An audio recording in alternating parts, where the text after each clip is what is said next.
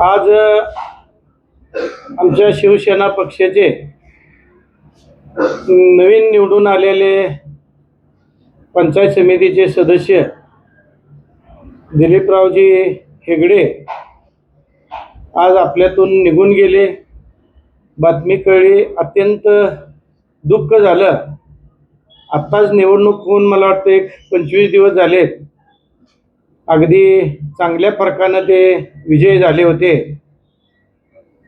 मला वाटतं राज्याला एक आदर्श देण्यासाठी आमदार सुहास भैया आणि मी एक निर्णय घेतला होता की आपण एक वेगळा संदेश द्यायचा महाराष्ट्राला आणि आपण एक तृतीयपंथी असणाऱ्या एका उमेदवाराला उमेदवारी द्यायची आणि अगदी ताकदीनं त्यांना निवडून आणायचं।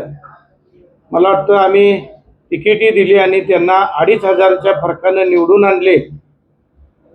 आज काहीशा आजारात मला वाटतं त्यांचा मृत्यू झाला।